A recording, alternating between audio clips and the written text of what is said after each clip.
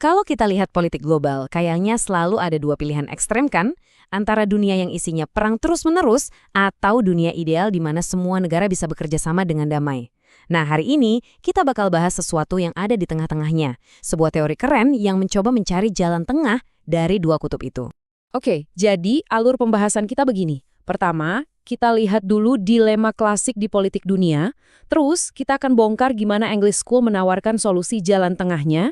Kita juga akan lihat 3 tradisi pemikiran yang jadi dasarnya, perdebatan paling penting di dalamnya, dan yang terakhir, kenapa cara pandang ini relevan banget buat kita sekarang. Coba deh, setiap kali kita baca berita internasional, sering banget kan ceritanya itu kalau nggak A ya B. Seolah-olah kita tuh dipaksa milih satu dari dua pandangan yang super kontras tentang dunia ini. Nah, ini dia dua kubunya. Di satu sisi, ada kaum realis. Buat mereka, dunia ini ya semacam arena gladiator. Semua negara itu saling sikut buat kekuasaan dan konflik itu udah pasti terjadi. Nggak bisa dihindari. Terus di sisi lain, ada kaum liberalis yang lebih optimis. Mereka percaya dunia bisa jadi tempat yang damai lewat kerjasama, lewat hukum internasional. Jadi, pertanyaannya, dunia kita ini lebih mirip arena pertarungan atau ruang meeting? Tapi, apa iya dunia sesederhana itu? Cuma hitam dan putih? Kayaknya enggak deh. Realitasnya kan jauh lebih abu-abu. Nah, inilah pertanyaan kuncinya. Apa kita beneran harus milih salah satu? Nah, disinilah letak keunikannya Common School. Teori ini muncul dan bilang, tunggu dulu, ada jalan ketiga. Mereka menawarkan sebuah jalan tengah yang coba menjembatani antara pandangan pesimis dan optimis tadi. Ide utamanya itu disebut via media. Ya, bahasa Latin untuk jalan tengah. Gampangnya begini, dunia ini bukan cuma hutan rimba tempat semua negara saling terkam, tapi juga bukan taman surga di mana semua rukun dan damai. Kenyataannya, itu ada di tengah-tengahnya. Dan jalan tengah ini mereka sebut sebagai masyarakat internasional. Coba bayangin deh, walau nggak ada pemerintah dunia atau polisi global, negara-negara itu sadar kalau mereka butuh aturan main. Mereka sepakat soal hal-hal mendasar kayak kedaulatan, diplomasi. Kenapa? Ya karena mereka semua punya kepentingan yang sama, menjaga dunia ini biar nggak kacau balau. Jadi apa sih yang mengikat masyarakat internasional ini? Nah, inilah yang disebut institusi-institusi primer. Anggap saja ini semacam fondasi atau aturan mainnya. Ini bukan lembaga fisik kayak PBB ya, tapi lebih ke norma dan praktik yang sudah diterima bersama selama berabad-abad. Mulai dari kedaulatan, diplomasi, sampai keseimbangan kekuatan. Inilah yang bikin dunia kita, walau anarkis, tetap punya semacam keteraturan. Oke, sekarang bagian yang paling seru. Menurut English School, politik global itu pada dasarnya adalah sebuah dialog, sebuah percakapan raksasa yang nggak pernah berhenti. Dan di dalam percakapan ini, ada 3 suara utama yang terus berdebat dan saling mempengaruhi. Ini dia, 3 suaranya. Pertama, ada suara realis yang selalu bilang, ini semua soal kekuasaan.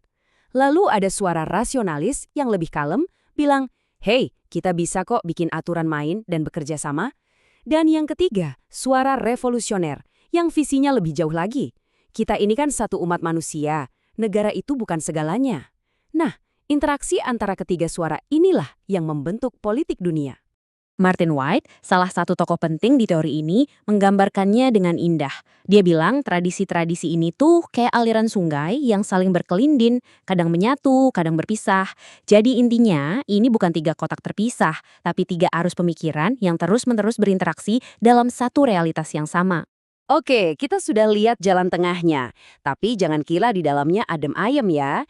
Justru di dalam International School ini ada satu perdebatan besar, satu ketegangan inti tentang sebetulnya apa sih tujuan utama masyarakat internasional ini? Nah, ini dia pertanyaan yang bikin pusing. Gimana kalau aturan untuk menghormati kedaulatan sebuah negara, artinya kita nggak boleh ikut campur urusan dalam negerinya, justru bertabrakan dengan kewajiban kita untuk melindungi manusia di dalam negara itu dari kejahatan kemanusiaan. Mana yang lebih penting, kedaulatan negara atau nyawa manusia? Ini adalah benturan klasik antara nilai ketertiban dan nilai keadilan. Dari dilema tadi, muncullah 2 kubu. Kubu pertama namanya pluralis. Bagi mereka, yang paling utama adalah ketertiban. Tiap negara punya budayanya sendiri, jadi jangan ikut campur. Kedaulatan itu harga mati. Di seberangnya ada kubu solidaris. Mereka bilang tujuan utamanya adalah keadilan untuk semua manusia. Ada nilai-nilai universal kayak HAM yang harus dibela, bahkan kalau perlu lewat intervensi kemanusiaan. Dan tarik-menarik antara dua pandangan inilah yang kita lihat terus-menerus di dunia nyata. Setiap kali ada perdebatan soal intervensi kemanusiaan misalnya, ya ini dia intinya. Di satu sisi, ada yang bilang hormati kedaulatan negara itu. Di sisi lain, ada yang mendesak kita punya tanggung jawab untuk melindungi atau responsibility to protect. Keduanya punya argumen yang kuat dan seringkali nggak bisa jalan bareng. Jadi, setelah semua pembahasan ini, apa sih gunanya English School buat kita? Sederhana saja, teori ini ngasih kita kacamata atau lensa yang lebih canggih. Bukan lensa hitam putih yang simple, tapi lensa yang bisa melihat berbagai warna dan kerumitan dalam politik dunia. Ya, karena dunia itu memang kompleks. English School mengakui kalau di dunia ini ada unsur kompetisi ala realis, ada kerjasama ala liberalis, dan ada juga rasa kemanusiaan universal. Dan semuanya itu terjadi secara bersamaan.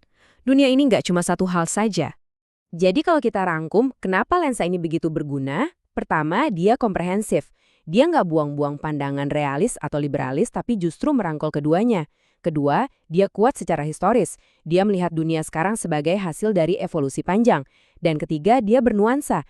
Dia nggak malu-malu mengakui adanya dilema sulit seperti tarik-menarik antara ketertiban dan keadilan yang kita bahas tadi. Dan pembahasan ini membawa kita ke satu pertanyaan terakhir yang super relevan hari ini. Coba kita pikirkan, saat kita berhadapan dengan masalah global yang nggak kenal batas negara, seperti perubahan iklim, pandemi, atau krisis pengungsi, kemana masyarakat internasional kita akan berpihak? Apakah kita akan lebih mementingkan kedaulatan masing-masing negara, kembali ke kubu pluralis, atau kita akan bergerak menuju solidaritas sebagai satu umat manusia, seperti yang diimpikan kaum solidaris? Jawaban atas pertanyaan ini pada akhirnya akan menentukan seperti apa dunia yang akan kita tinggali.